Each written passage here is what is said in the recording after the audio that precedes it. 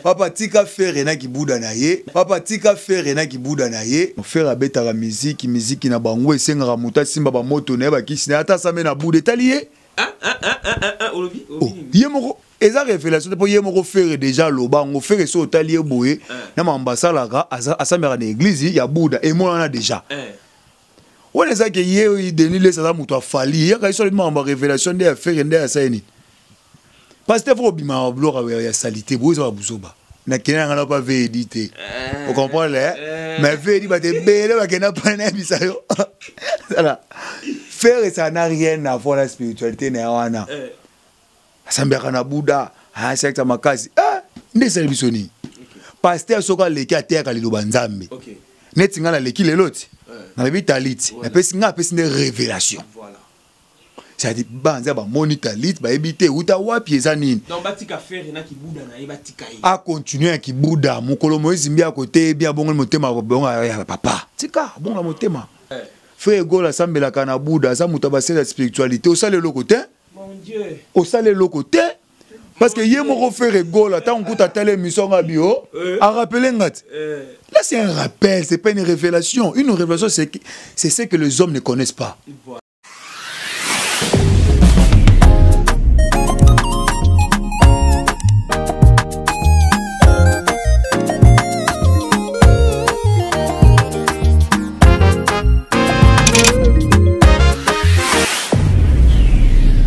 Bonjour à tout le monde. Il y a différentes chaînes Abysso. C'est bien le vôtre Dieu de Dias. Je suis toujours là au rendez-vous. Comme vous le savez, j'avais dit que nous faisons des émissions non pour nuire en fait, mais c'est pour éclairer l'opinion. Ainsi, c'est pour aussi voilà, mettre... donc informer, c'est ce que j'allais dire, informer aux gens sur ce qui se passe. Mais cela ne nous empêche pas de toucher les sujets qui font buzz sur le net. Cela ne nous empêche pas surtout de toucher sur l'actualité. Donc, c'est-à-dire que des fois, nous sommes obligés de toucher sur l'actualité et ce n'est pas un problème. Je salue tous ceux qui sont avec nous. Je salue Maman Liliane Basengana, je salue toute la famille Diasso, je salue, voilà, toutes ces bonnes personnes-là qui n'arrêtent jamais de nous écrire, même sur WhatsApp, qui n'arrêtent jamais de nous écrire. Donc, voilà, que Dieu bénisse, que Dieu vraiment soit avec vous, que la grâce du Seigneur soit avec vous. Je salue aussi Président Papin Solution. Alors, aujourd'hui, nous allons vraiment parler sur le sujet Marambo Italique. C'est un vent qui est venu, en fait, on a vu ça. Il y a beaucoup de pasteurs qui portent de chapelet, qui portent de mayaka, qui portent des choses, même le chantre. Certaines personnes aussi, on a vu, bah, là, alors, on a remarqué que ça devient habitude, comme habitude morobouillé. Les jeunes aussi sont emportés en fait. Et voilà, nous voulons un peu aujourd'hui éclairer l'opinion. Donc, retenons que je ferai qu'un travail d'un journaliste. Donc, c'est-à-dire je vais poser des questions et puis mon invité va essayer de nous expliquer en large et na clair nyonso, c'est que il a comme veut dire que des arguments, il a comme des éléments pour nous aider et nous mettre vraiment à la lumière de toutes choses. Bonjour homme de Dieu. Bonjour Papa Diasso, bonjour na bandeko nyonso bazolanda émission oyo nzamba pambola bino nyonso. Voilà. Comment vous allez, bien? Oui, très bien, je me porte très bien. Dieu fait grâce et je continue à vivre. Voilà. Et puis je suis en bonne santé, na bellité. Nazali donc on appelle ça bon somboté voilà on appelle somboté na Hussein aza muto yo wapi aosa biso ba bien deux fois il nous appelle hein Hussein kuna place on a Paris na appelle somboté on est ensemble on est les cœurs voilà et prochainement on va ba comme mboka pour nous ba bien Hussein nani donc voilà alors Papa TJ toi na sija le lot sur Marambo Italie tout ça est-ce que ozo bangate oza après le lot roloba toute vérité est rien cachée bon objectif nanga d'abord c'est que na yo choqué mututé na pe ko scandaliser mututé et ça te pona banga koloba na yende ko éclaircir peuple de Dieu ça na cité kombo ya mutu moko songolo mais au moins na lobelelo ko nga nazomona bandeko bazolata c'est-à-dire so que ça malamu to koloba na kati émission cité kombo pozo banga déjà non banga te parce que tant que déjà tous le belo comme songolo bana nzambi déjà ba ebi ke ça kingale muto olata nana il faut qu'on attend ba kombo non mais ceux qui nzambo sanga petanga na otanga na banga ni pour banga te pour do pesa prophétie une émission ba otala wana obi que non Nzamba Lobi, Fatih mandat dans Fatih Beto dans un deuxième mandat, sûr.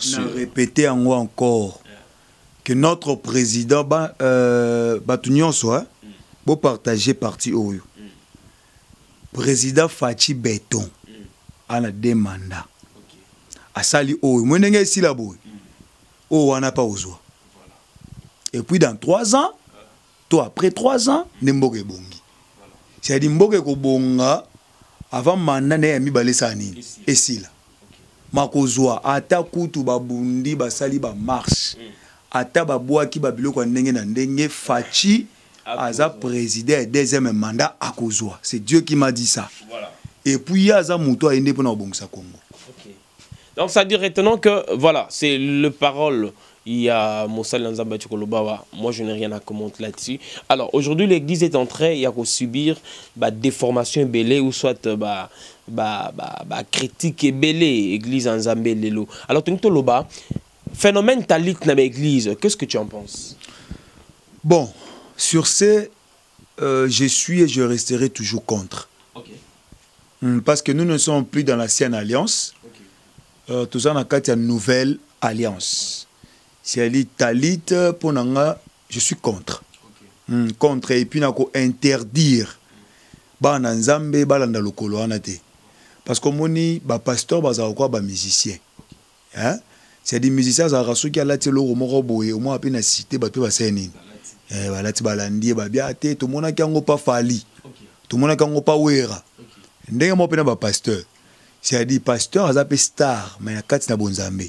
Il faut poser acte moko bo songolo to lati lo mo bo songolo okomona pe ba na nzambo bazana kati ya kozanga boyebi. Parce que ma comme lobi mon peuple périt, faut tout manque de connaissances. Donc na kozanga connaissance no mo na mutu pa Hollanda ngai pe talati. Parce que un soir là ta ka kufaki. Vous avez que tango zola tango tu tombes déjà dans l'erreur. Tu tombes déjà dans la loi. Tu retournes encore dans la sienne alliance. Or biso Yesumasi a déjà à somba biso na makila na ye pona bokonzi ya tata to kota déjà na nouvelle alliance. Voilà. Alors, sans plus tarder, nous voulons un peu comprendre Tali Tango Izani. Bon. Papa Diaso na pesimbo te d'abord na bandelo so bazola tango ezaka kitoko hein. Eza pembe voya. Eza pembe, eza ba couleur ebele. Il y a pembe zali, il y a pembe bleu pezali. Ça dit hein. Il qui pembe, sanctification, blé, royauté. Voilà. Mais si on a bisabatu, on a fait une définition, il y a talit. Okay. Batu bozolo on a biso boza la pression obimate hein, émission parce que dans souka ba définition, on repère sa verset biblique. Oyo ezaki ordonné na Ancien Testament. Pour na bana Israël ba juif ba la talit. Et puis na souka na komema bino na Nouveau Testament et sika wapi loi wana ya talit ekweyi déjà. Donc yo mutozolo anda biso ko za posete benga déjà ba tubo tana bango émission elongo nzamba opambola bino. Papa Diaso. Oui. Talit par définition eza nini? Eza châle de prière. Okay. Généralement en laine ou à soie garni aux 4 coins des phrases. Appelé titite. Et porté notamment lors de la prière du matin. Okay. Voilà. Châle les ali grand triangle de tissu ou de tricot dont on s'enveloppe les épaules. Okay. C'est la petite définition claire na tchara na lingala. Okay. Donc eze lamba oyo balataka mais c'est ici. C'est dit ba bombela ngo mapeka et puis ba couvra ngo na mutu. Donc châle wana e ambré penda ba tisa tissu oyo to tricot ba bomba ke longi boy ba s'envelopper seulement na moment ya prière. Yango moni ba pasteur bazo sa ba nzambe c'est important ko latango surtout na moment prière. Oui. Ana confirmé na ibandelia. Eza bien ko lata yango na moment oyo selon définition nango. Voilà. Beze lamba oyo balataka kaka na moment ya prière. Voilà. Mais banani balataka ngo eza ba juif. C'est dit ba yu dans la lingala eza bango nde baza censé ya kolata talit wana parce que eza ordination commandement o nzamba pesaki et pas na bango. C'est dit soki mutu alinga sambela kuna il faut ça nini alat babi le fait que toute personne pour prier il faut s'envelopper nango. Donc ce cause juif ngo kende ko sambela nzambe il faut olatango. Donc, ils ont mobé comment tu ben rango cabale juive. OK. Donc cabale juive c'est une tradition. OK. Mais il y a ba Yuda. OK. Donc cabale est là qui si réception. OK. C'est déjà pour na bango. Mais le lope comme mystique. Il y a un moni ba pasteur rebelle au bazo ngaba kota na makambo wana keba. Peut-être baza na secte à cabale juive. Parce que cabale juive est en forme mibale. Il y a malamu ezali onzambe moko atikaki. Ne ya mibale et comment il y a mystique pour la connaissance de l'univers. OK. C'est-à-dire il faut ce que tout na mosala na nzambe tango zola tango boy. Lokola juif ya nzela ya malamu. Tous autres lokola juif o akoti na connaissance ya univers de la secte ya mabe. Évitez so bazo bande ko bazo comprendre ngai. OK. C'est des éléments au balata kaka na moment ya prière. D'ailleurs c'est une recommandation par Dieu lui-même. Donc ce qu'on a dû avoir là tango, il faut aux en un moment de prière. C'est pas mbabouye, c'est un habit traditionnel juif. Un habit traditionnel juif. Yosam tambogani.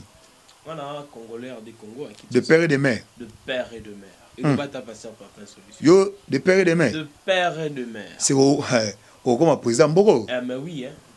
Au Mikolo, Mikolo na Mboko faut comme président faut de père et de mère. Babiso tozali. Et puis que tu as créé la cité. L'étranger bazo banga. Boza calme, boza calme. Ba nzambe to kota makambo kalate. Donc c'est un habit traditionnel juif. OK. Bah le but est que c'est un habit que tout le monde peut porter. Voilà. Non non. Et ça pour un peuple moko précis. OK.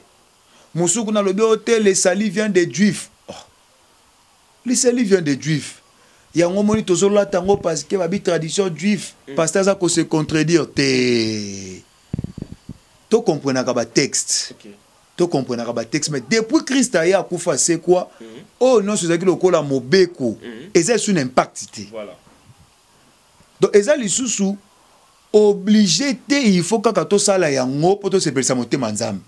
Parce que c'est un habit traditionnellement juif pour na bango. Ouais. Netinga za congolais de père et de mère. Okay. Papa langa mongo. Maman mumbala. De père et de mère. Voilà. C'est dit ngala sensor la tangote. So comme on dit pasteur là tourner sur la juif. OK. Il faut tourner pasteur oza mutaïza oza yuda oza juif. So ka baza juif à la tagasi. OK. Mais so ka tunisien. Aza coréen. On l'a tel soutien parce que c'est lamba oyo biso to koko la tate. Babe qui consiste à une pièce de tissu qui se dépose sur la tête et couvre les épaules. Déjà on le baki en a. Donc et outi banana mutu bo e bombi mapeka. Mais pourquoi ba juif ba ne ko la tango? Ba ne ko la tango pour se connecter à Dieu. C'est-à-dire ceux qui mutala ti ango se kaza na posa azala na intimité na nan nzambe. So nga na otuna pasteur abongola motema to musu banda kala. Abande ko lata ngote menza manda osalele ndeni. OK. Oma musu po mona osa ba délivrance, azo pe sabe ba parole de connaissance ba prophétie pe exact. Malata ka talitité, ce que nzamba sela ka ndenge nini. Pour aujourd'hui to koma na eloko moko benge comme ça ba pasteur ko ba star.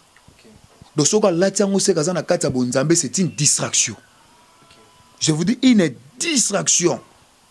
Parce que ba juif bazana blama mibale. O balata na tango le sam. Bata ka talit ya pamba yango moko talit et puis na talit katane.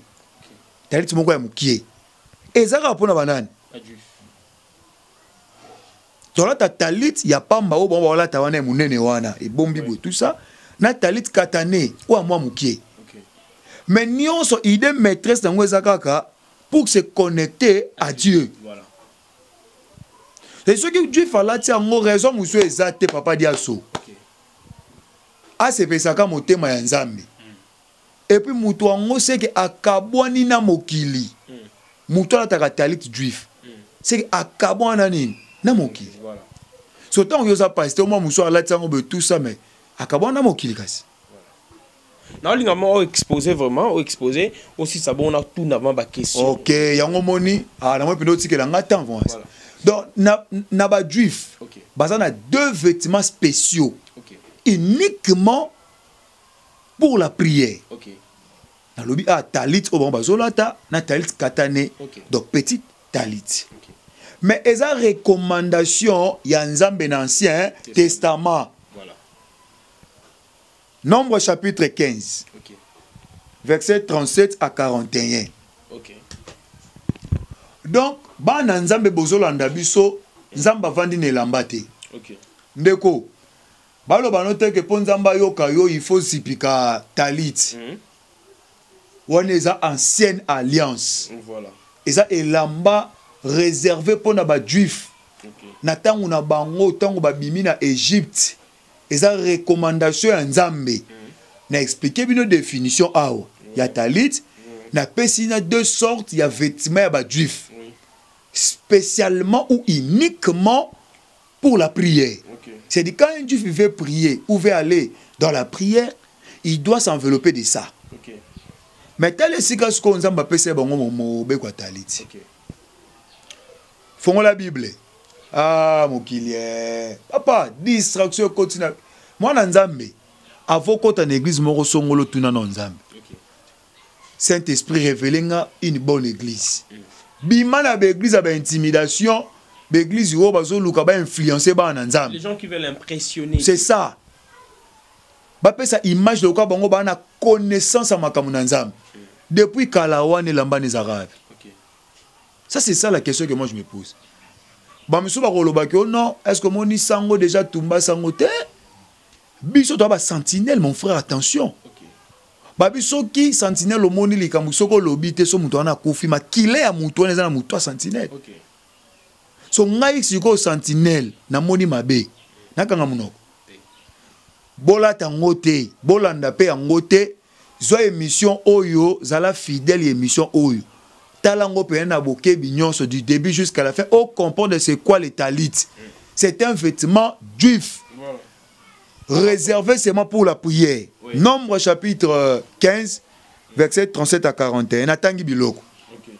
L'Éternel dit à Moïse, parle aux enfants d'Israël, oui, et dis-leur qu'ils se fassent de génération en génération une frange au bord de leurs vêtements et qu'ils mettent un cordon bleu.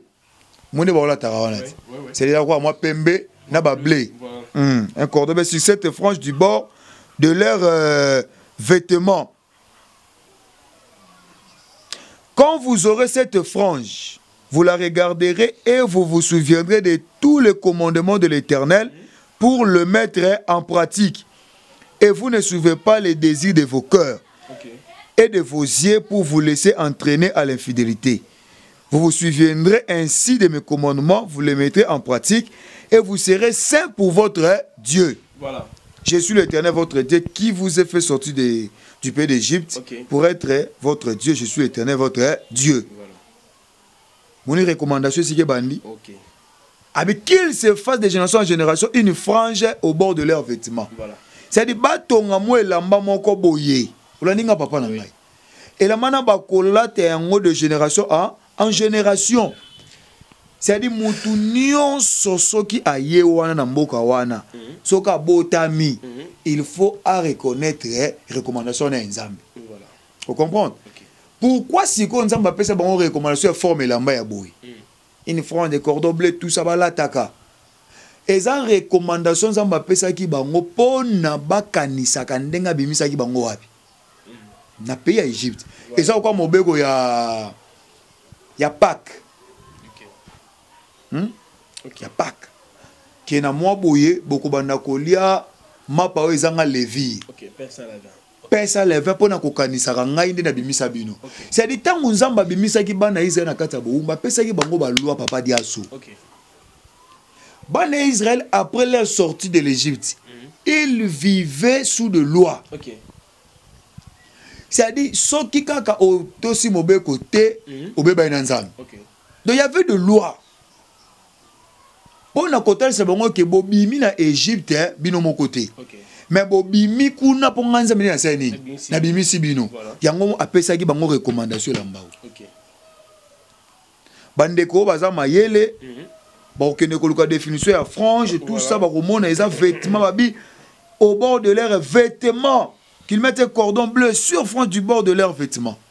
C'est nami pandi wana botongela mama tissu moko boye botonga ba couleur bleu bolataka eza ya biso te siko pomona ke loi na moment oyo ezaka isusu n'importe te voilà parce qu'à l'époque il y avait de loi na quoi ça ba pasteur bazola tango est-ce que na 40 ans ba pesa mobeko moso mutongo sambela fukanga singa lokolo tu te souviens oui. So koti bato ba obenda ko libanda c'était plus pour le souverain sacrificateur so kota et là kota une fois en année hein OK ba pasteur pe baza ba souverain sacrificateur voilà amen papa dia un pasteur c'est un souverain sacrificateur voilà siko tangu bango bateaka bandimi balata basingana OK tangu bakenda ko bonde na mangenge to kota l'église ba tchaka bandini wana ba cordon wana ba tchaka le souté. J'aimerais que dans le Nouveau Testament, tu sois éclairci parce que j'ai des questions à poser par rapport.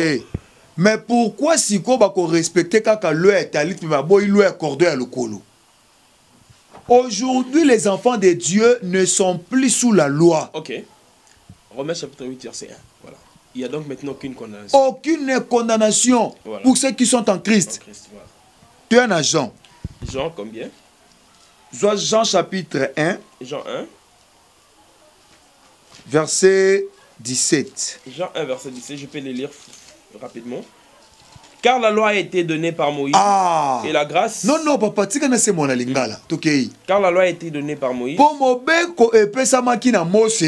La grâce et la vérité sont venues par Jésus-Christ. Kasi ngolu pebo solo et yananzela ya Yesu Masiya. Voilà.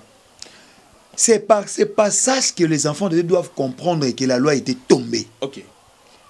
C'est-à-dire un pasteur qui porte le talit vit encore sous la loi.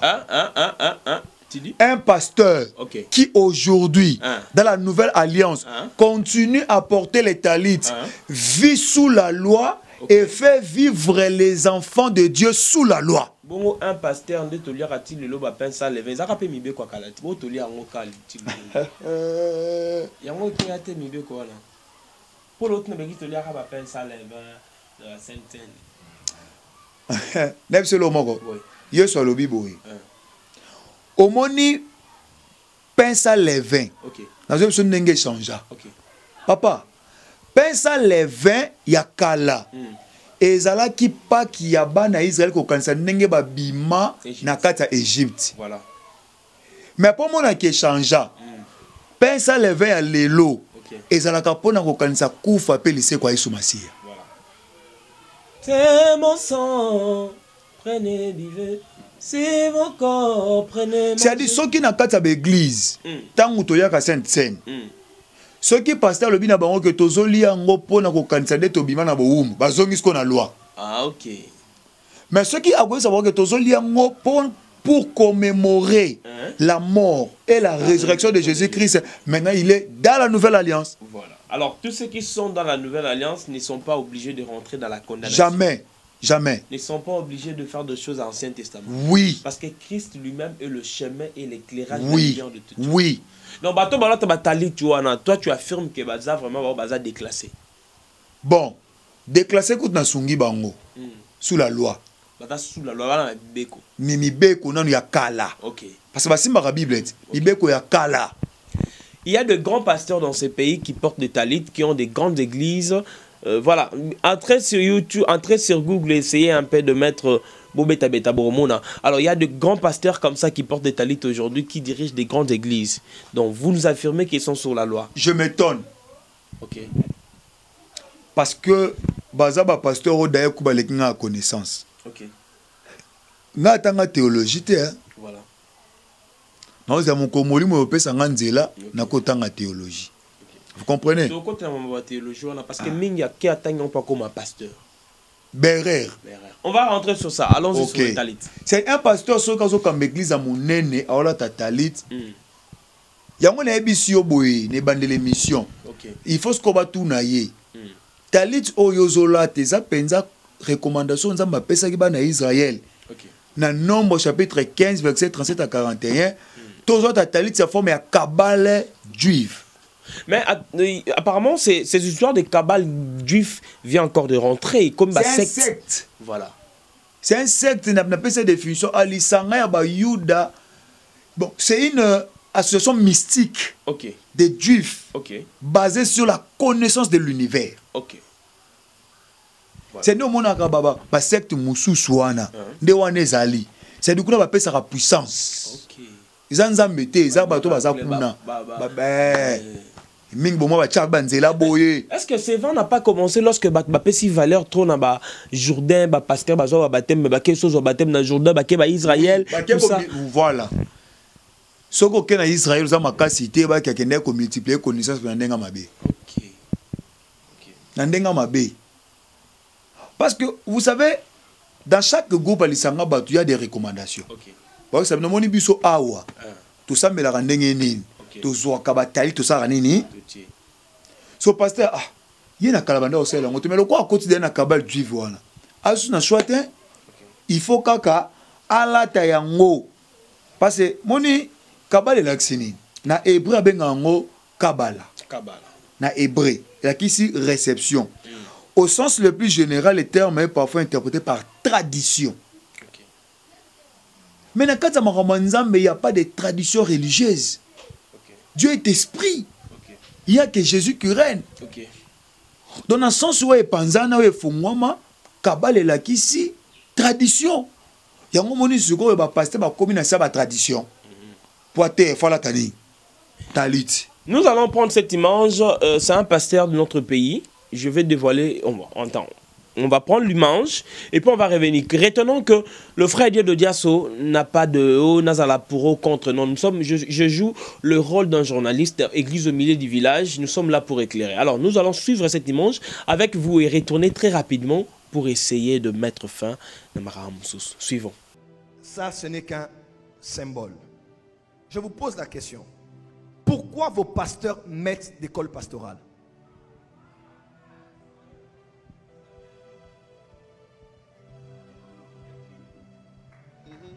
Le talit, au moins, il est biblique. Vos cols pastorales des protestants, vos cols pastorales des pentecôtistes, vos cols pastorales des méthodistes viennent d'où dans la Bible? Rentrons chez les apôtres. Quel apôtre a mis le col pastoral? Moi, j'ai le talit, c'est dans la Bible. Vous, vous avez le col pastoral, ça vient d'où? Voilà, nous sommes de retour sans pour autant essayer de léser d'autres personnes. Nous ne sommes pas là pour ça.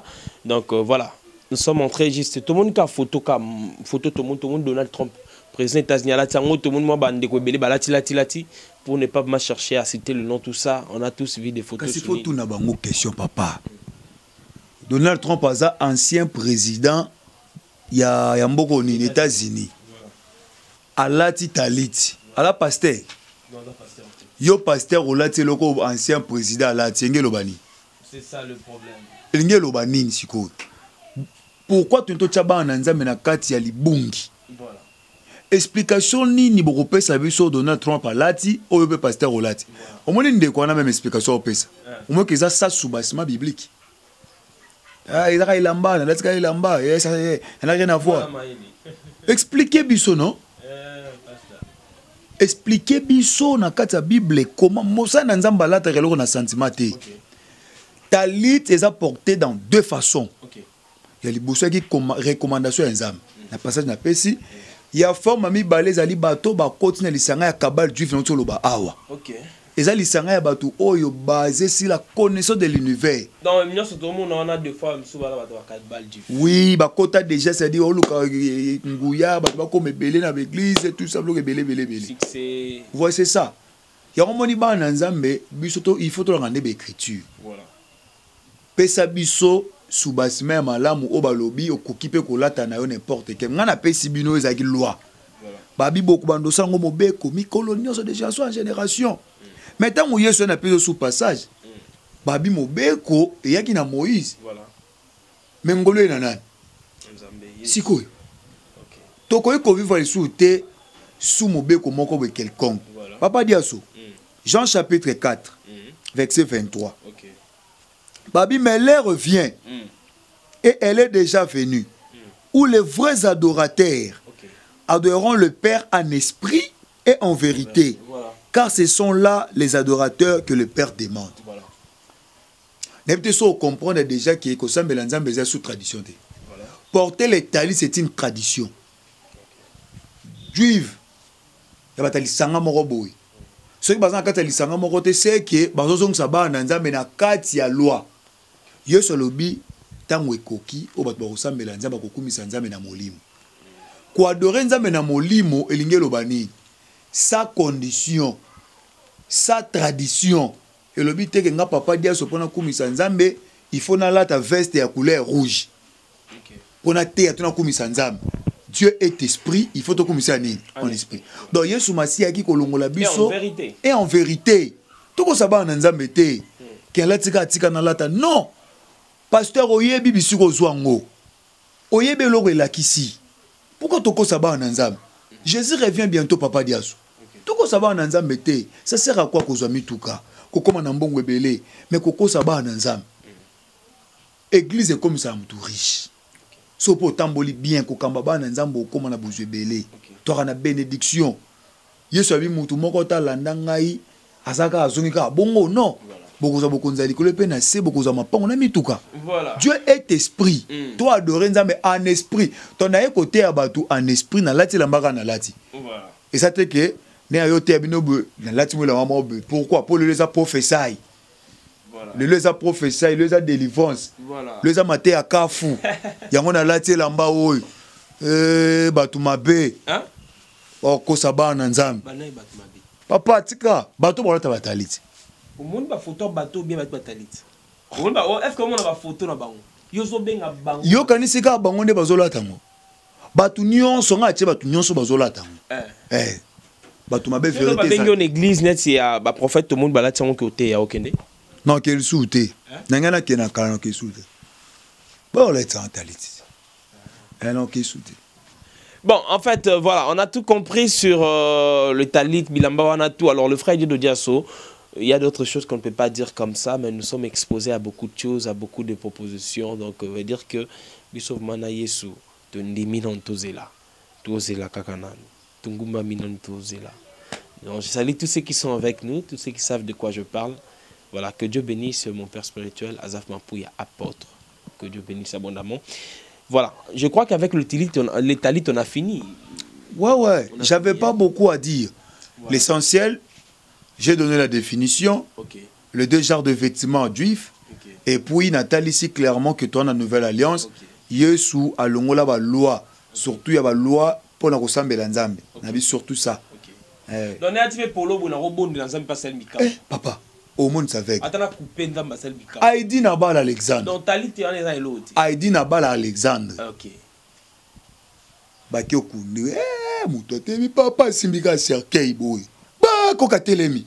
Nakata sekala ta Talit. Ati amote. Tanga zaki na bo moi ça Kati na wa Yesu. Papa atanu ata bolumbu. Na saka on émission moleka. Ata bolumbu so teka mona.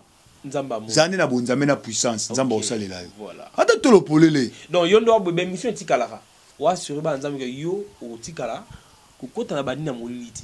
D'abord vous avez une église que vous êtes en train de diriger, il y a des âmes si nakolata te pourquoi c'était une loi. OK na l'assemblée la nzambe aujourd'hui en esprit. OK c'est dit na kalezaki po o adorer nzambe to pe s'offrande faut que na ngomba vraiment ngomba te question moi rapide siko.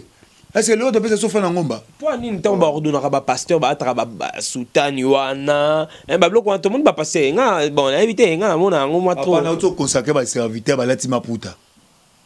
Ba tongisi maputa ko kana. On est bilamba avec balata. Ah papa.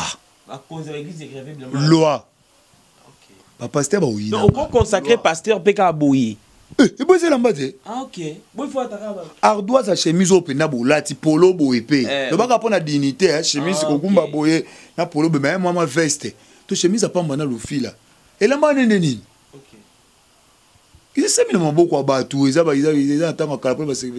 Voilà, nous sommes à la fin de cette émission. Permettez-moi au moins de poser cette question pour clore.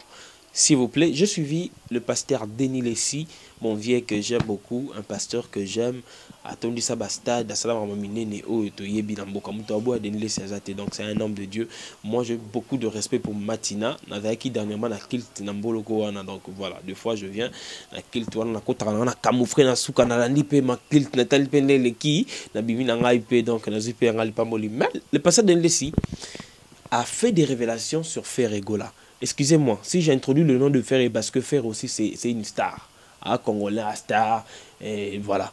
Alors le pasteur d'Enlessi nous affirme que Fer est un bouddhiste, Fer est un spirituel. Abi Fer est un secte bouddhiste, un spirituel. C'est la révélation. Ok. Ah, papa, qu'est-ce que vous attendez? Mais la prophétie n'a Abi Fer a autant dit ça, mais le rôle là. Qu'est-ce que vous appelez par révélation? Faire abeta la musique qui n'a pas ngwe senga muta simba ba moto ne ba kisine ata sa mena bout détaillé.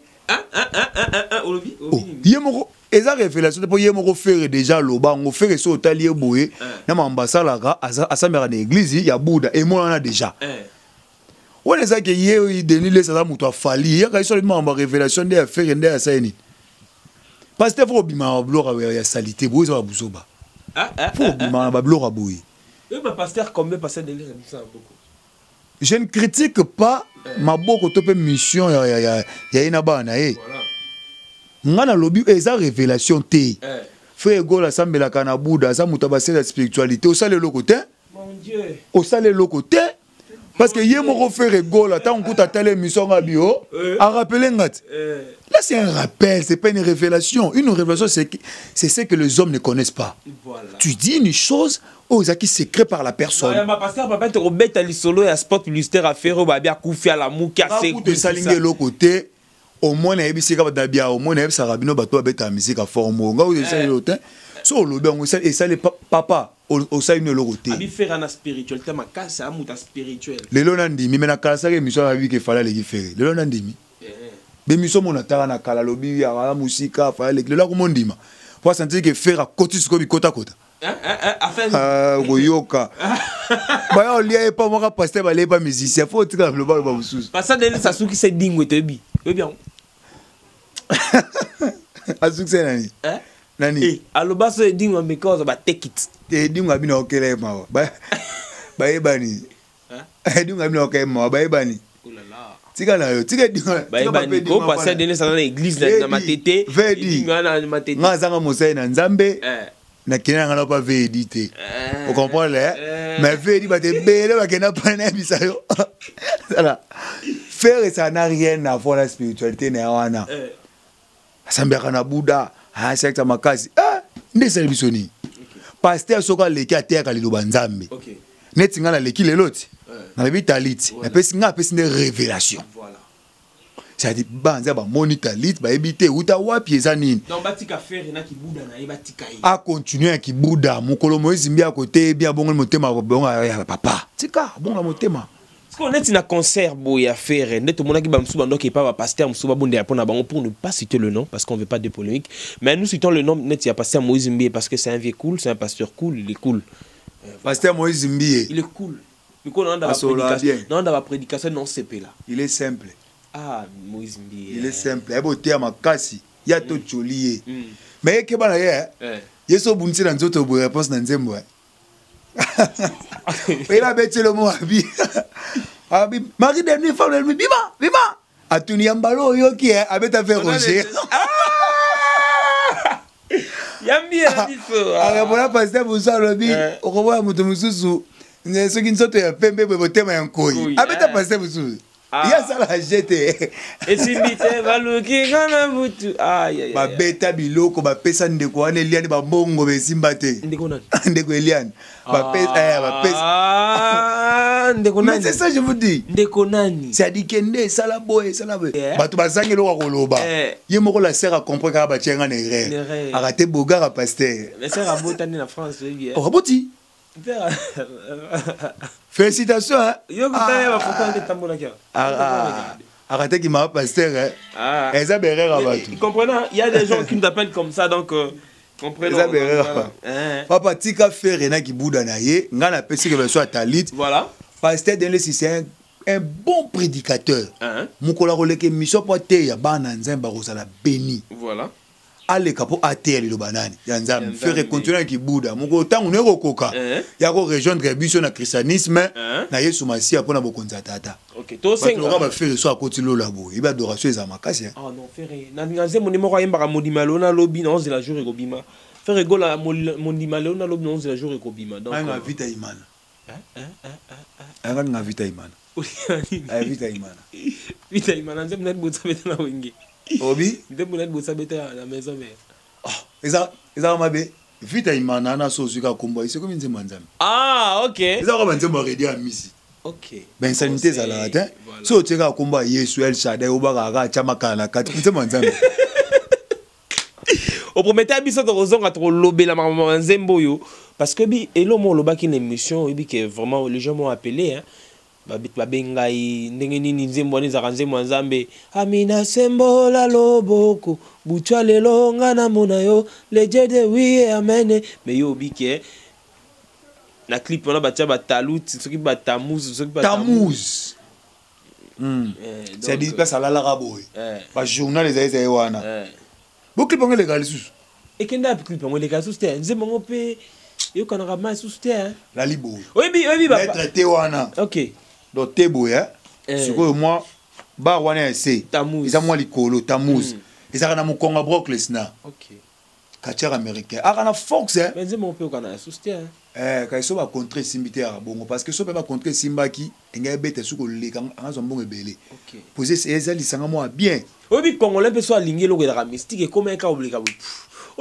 Congolais envoûtés, Congolais non sautés. OK. Il y a des Congolais envoûtés, des Congolais spirituels. OK. Congolais envoûtés au monde le roi. Récemment on a le sambo moro ici comme moro boya, ngoma bangenge kaka. Mon soki ba dara ba mikondo ba ifoban et si on pena ba komba lobi ifoban ki mboka ya. Ba ti komba masanga. Na bande. Na mona ngo pe na entrer ga mboka ya. Ba ti komba masanga. Papa tangu natali yango noki malili moloko Yesu temeli bosolo ngasuka bisanga te jozo mona te. OK. Tu vois? Congolais c'est pe ne nga bengi mabele na bangwana mboka ya masanga wana ko yebisa ngai. Ese bata mitu na mwa baoza. Donc mona muntu a contrôler nzembo te. A contrôler ba langue eza na kati ya nzembo te. Mbala moko ko mpe ko yembango. Voilà. Dans ça qui peut recherche moko bon voilà, c'est pas un polémique. J'aime les gens qui font bien le travail. J'aime les gens qui font bien le travail. Moni bateau lem sou bazora ba kansa lokola que non voilà le frère Dieu de j'ai pas de parti pris. Moi j'aime moni ba dans le baron de mission ce que moi j'ai à travailler. À travailler avec Namso Mike Kalambai. Ezali kambwangolu na zingolu na misona nzambe. Donc moi j'ai beaucoup travaillé donc voilà. On a intérêt à monter tout le cas, déstabiliser, non, même pas. Mais quand on fait des émissions, il y a des gens qui nous envoient des questions, il y a des gens qui nous appellent, tout n'a recherche. Alors, nous, quand on reçoit un homme de Dieu, de Tolobak. Et là, on a une émission, il y a balancé. Hein? Tindelenga vidéo, exactement, je le vis que, oui, Rabeta, on a 2017, et le pasteur Mike Abeti balancé en 2023. Oui. Quelle coïncidence. Coïncidence, mon païenne. Coïncidence moko profane. L'ora nzoto na molimo ko kala raté. OK. Nous sommes à la fin de cette émission dans le bas sur le côté. Pour le émission Souka papa na ngai. Ba salutation na dernier mot pour l'émission. Papa biloko ya nzoto na molimo esaka nini? Galates chapitre 5. Natanga? Au célibataire. Verset 17. Car la chair a des désirs contraires à ceux de l'esprit. Et l'esprit en a des contraires à ceux de la chair. Ils sont opposés entre eux, afin que vous ne fassiez point ce que vous voudriez. Biloko nzoto na molimo sakani. Ce qui biloko nzoto na molimo kokani. Clôturer l'émission. L'émission vient de terminer. Moi, salutations, mon beau numéro de téléphone. En tout cas, numéro de téléphone est allé plus 243 85 199 25 74. Plus 243 85 199 25 74. Bandeko bozola ndabiso de to tuna ke mission boye to dépensaka. To pesi moi numéro soko bengi ata moi lisungi ozala malamu. parce que kolongola journaliste ya boye chroniqueur oyo kotambwisa ye ça demande aussi de l'argent na sengi na ba na nzambe o baza spirituel soki émission oyo esepelisi yo soit tobengi nga tobengi numéro ya émission ata mwa code mutu oza libanda to mpe mutu oza osungi biso po tosala émission mwa ebele église ya pasteur pesa en construction hein donc oui tozotonga mutu mutu abenganga bia ba pasteur ba kaka bongo précisément place église eza naza na njili quartier 8 avenue Bon Coin numéro 31 ozwi moto na quartier 1 OK esi mutu moto kitisa ngai na reboki mwaka nde baokitisa yo na boki tunaka nazoluka église ya pasteur TJ Boyengwa l'homme de forte prière voilà bakodirige otina numéro 31 voilà et puis chroniqueur otila bino mwa image ya église OK tant l'église eza tozotonga ba moyen penza eza te ba révélation ezali le sambo ezali mais tosengi mwa lisungi otanora taliti rapidement papa on a ba tradition na lataka ngwa vana te yak nga aza na moi ça banda ko bota te na sambela na jour moko lobi nango azuizi mpa kenda bota satellite na église na mutu na mbasu na ina sambe mukomona te huile d'olive na prier na kemba so ekauka satellite voilà nga kuna miracle sala malilo banzambe te ma satellite voilà na pesi mbote na pasteur Papi Mokenge voilà mon père spirituel la pesi mbote na mama botanga mama Mado Mangumba bana nzambe nyonso a Congo précisément ya bana Njili maison de paix voilà c'est votre daddy pesi bino son mbote et puis na batu boyebinga pasteur Meshaka di Malolo mbote yango yo à tous les pasteurs de ma communauté maison de paix, que Dieu vous bénisse. OK. C'est bon. Alors, pour retrouver nous bel et bien prochainement, que Dieu bénisse. Bye.